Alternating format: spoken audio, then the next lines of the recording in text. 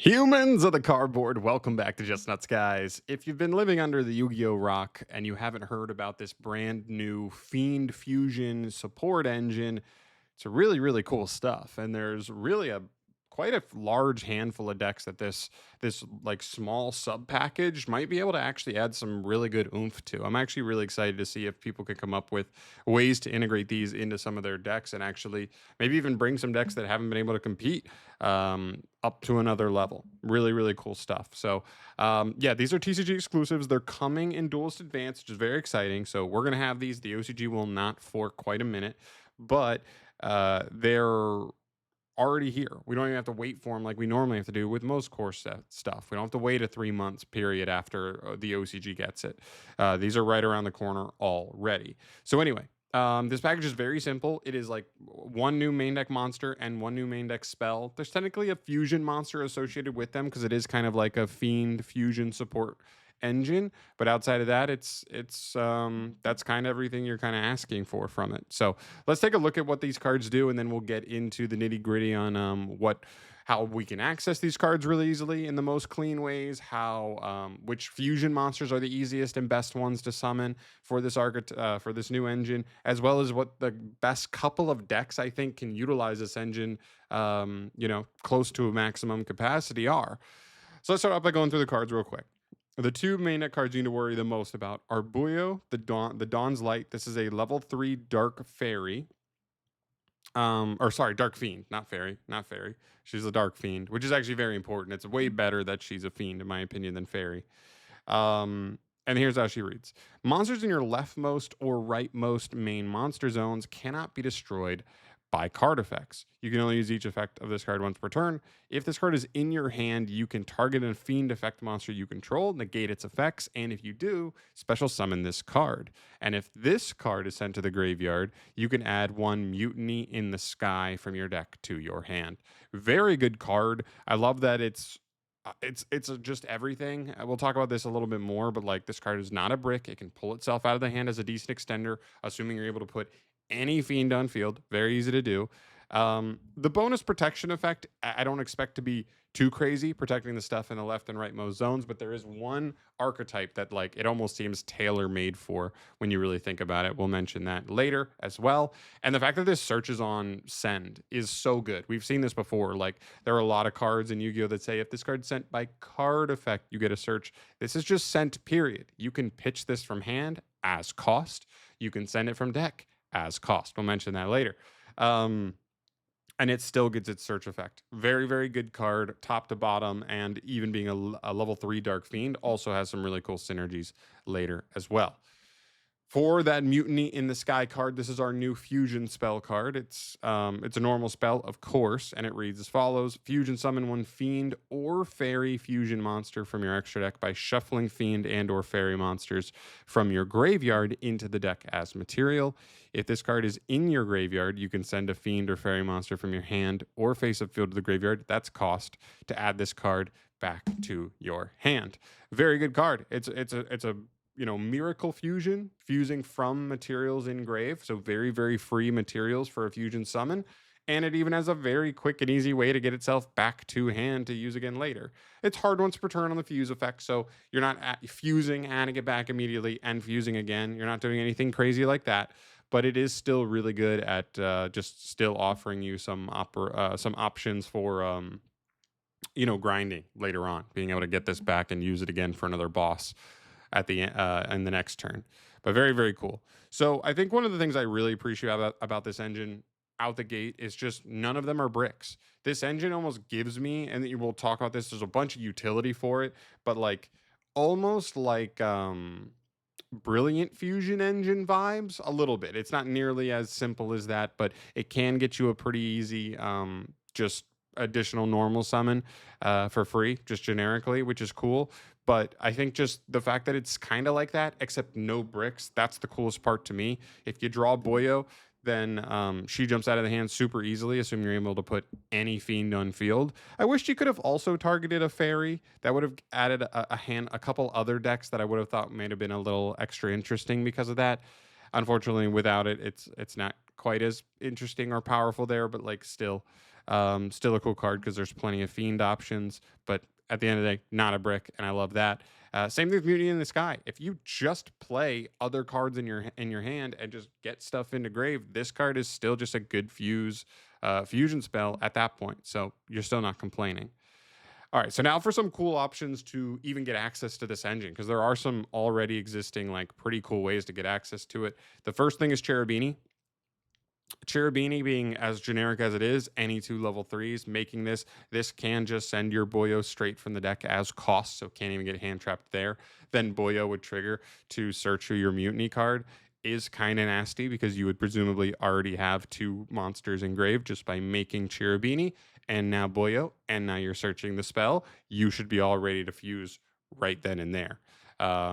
Which is really cool. That's one of the best ways to get access to it. Another one is Tour Guide from the Underworld. On normal summon, this summons any level 3 fiend straight from the deck. So you are getting basically one card on normal summon, gets you the materials for a Cherubini. But if you wanted to summon Boyo off of it, then just linking those 2 off then triggers Boyo, and you didn't even have to use Cherubini send on Boyo. You can use it on something else. That's really good. Again, has a couple applications. Tour Guide does. Whether it's Unchained, whether it's Burning Abyss, a couple other decks, definitely could take advantage of a card like this. Next up, we have Aerial Eater. This is a cool one as well. So when this card is fusioned, you just can foolish any fiend from deck to grave. So if you haven't gone through Boyo yet, you can send it off of this to get another the fusion setup to go into something else bigger and stronger. This is also a level 6 fiend, so it's half the material for a Wave High King Caesar. Very strong end board piece as well. And what's cool about Aerial Leader too, I didn't put it later on, but you can kind of consider it later on. I just already have it here. That you can also make this. Aerial Leader just takes any 2 fiends with the same attribute, so its materials are totally game for even just summoning it out off of this new engine, as opposed to just getting access to it by sending Boyo. You can summon this off of Boyo's engine and then sending something else. Sending a Fiendsmith monster, sending an Unchained monster, sending a Burning Abyss monster. There's a lot of different access we can make use of there. It's really, really cool. Branded Fusion, really cool one as well. Just keep in mind, the branded engine can kind of just foolish anything, right? For the most part, specifically light and darks, not anything, but lights and darks. I know for sure they can do. So they have so many ways to search branded fusion. So you can just send Boyo as your dark as well as Albaz, and this card will, you'll just get a lot of fusion fodder going really, really quickly. Do they really need it? Probably not, but it is another option to keep in mind. All right, so let's move into some of your best fusion targets. Like, what are we summoning off of these cards? The first one that we got to show, of course, is the in archetype one. This is the card that was shown off with them. This is Loose the Dusk's Dark. It takes 3 fiend and or fairies in grave specifically, which is fine. It has that same protection effect where monsters in the left and rightmost zones can't be destroyed by card effects. Cool. You can target one card your opponent controls, send a fiend or fairy from deck to grave, and if you do, destroy that card. That's very good. I mean, it's a pop and a foolish at the same time. It's a very good effect, but it is really only a going second effect. I wish this last effect, or even that second effect, was a quick effect. That way, this card would actually have some chops going first. You really just don't love making this card going first because he really doesn't offer that much in terms of an end board. Its other effect is still fine, though. If any other card you control is destroyed by card effect, you can target a card on the field and destroy it. So it's reliant on something else getting destroyed. That means you could destroy your own card with something else. So maybe a little extra Unchained synergy, but that would trigger this card to get an additional pop. That could come up, but it is a little bit of a bummer that he's not at least an okay interruption going first. But still a good card, still a card to keep in mind for sure. Next up, you have Duke of Demise. This is the card I was talking about earlier. Again, a level 6 fiend, so half the material for a Caesar, but he does take any 2 fiends and or zombies, so very easy to make here with this engine. This card gives you just an additional normal summon, just straight up. It's not even restricted to fiends or anything. Just go ahead and take an extra normal. Love that. And you can also banish this from grave to add a level 4 or higher fiend or zombie back to your hand. So also gives you just some really good resource efficiency there that I really appreciate. Good card. Next up, you have to throw Fiendsmith Desiree in there. This is the premier fiend engine in Yu-Gi-Oh! So being able to really generically get into this stuff, but even if something else gets stopped, like your sequence, potentially going through this engine gives you the fusion. And if you just set up Engraver plus two or more light fiends, or I'm sorry, with or at least two light fiends, you're gonna be able. You could be use this engine to go ahead and fuse into Desiree anyway, and still get access to him. So keep that in mind. That's pretty good if you can do that. There's just no guarantee. But if you are getting all the way to sequence, it's totally viable that you have those materials set up for sure, which is really cool. Keep in mind, Star Raider also kind of factors into Fiendsmith. Berflamet. This is a really cool one. There's really good Chimera synergy here. This card takes just any two monsters of different types, Beast, Fiend, or Illusion. Lucky enough, Boyo herself is a Fiend, so you just need any Beast or Illusion engrave aside from Boyo to just go ahead and fuse into this off the engine. Really cool. And if that wasn't bad enough or good enough, I guess I should say, this card's also a connector because on Fusion Summon you can just send to Boyo because it can foolish any Beast, Fiend, or Illusion, and then get into another Fusion Summon from there if you wanted. Very cool. And this card also is just reborning a Beast, Fiend, or Illusion on the opponent's turn as well. Pretty good card. Grapha. I figured I'd mention these. These last two are like okay, but they're kind of fringe. I don't think they're so overly good. This is specifically for Dark World. If you get Grapha in Engrave, which the deck likes to do, and then you just send Boyo, you would be able to fuse right into this guy, and he is your main boss monster in that archetype. I don't know if that archetype is going to have enough room to want to play this engine, and it already takes setup, so just not my favorite option there. And then the first Dark Lord I figured I'd also mention. Unfortunately, Boyo's not a Dark Fairy, so this isn't as good, but so you'd have to get 3 Dark Fairies Engrave aside from Boyo, which is tough, but this is still a pretty powerful card when it hits the field. So I figured it was worth mentioning there. All right, I think the last thing that I think is worth mentioning here is a couple archetypes that I think have the best synergy here. What actually could legitimately make use of this new engine and why? Burning Abyss has to be at the top here. Not only do they have incredible synergy with this deck, also add to the fact that all of the like fusing stuff, the good engine stuff, this deck uses Cherubini, great access. Can use Tour Guide, great access to this.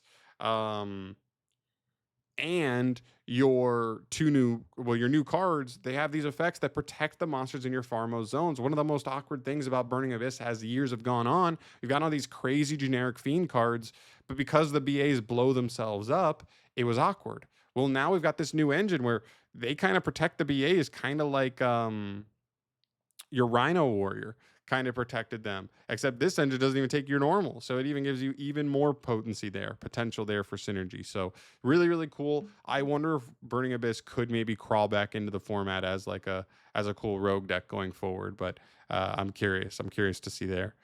Branded, you have to consider Branded. Brand has so many options. That's the one thing that makes it like a little bit weird, but you can't deny that this is just another option now. It's actually just a solid little option the deck can use now, which you can't hate. Fiendsmith variants, you know it, you love it. You got to at least acknowledge it. This engine can get you to Area Leader, which gets you into the engine, or the new engine can make Area Leader itself, and Area Leader connect you into the Fiendsmith side of things potentially if you want. There's some really good options there for sure. It has a lot of synergy. Not to mention, you could even play this engine in a deck that's not even totally Fiend based, which makes like Boyo a little bit of a brick. But because you're on the Fiendsmith engine, you can always pivot to Moon or the Closed Heaven and then just target that to get Boyo out of the hand if it is ever bricking up a little bit in hand, and go from there. So that's nice. You have to throw Chimera in there. We kind of already talked about why they have such good synergy, but yeah, this is a new option for them. And lastly, I threw Unchained in there as well. Just good synergy all around. Could be another way for Unchained to have a little more potency going first, if they're able to get access to this engine like pretty easily. Like we said, Fiendsmith can kind of get here, as well as if this deck still wants to play Tour Guide, maybe even play Cherubini. You still could have good access here. I'd be curious to see if people would think about playing stuff like that. But yeah, that's kind of everything here for today. Let me know if I missed anything, if there's any archetypes you think also should be messing around with this engine, if there's any other fusion monsters that I didn't mention that like are totally viable here.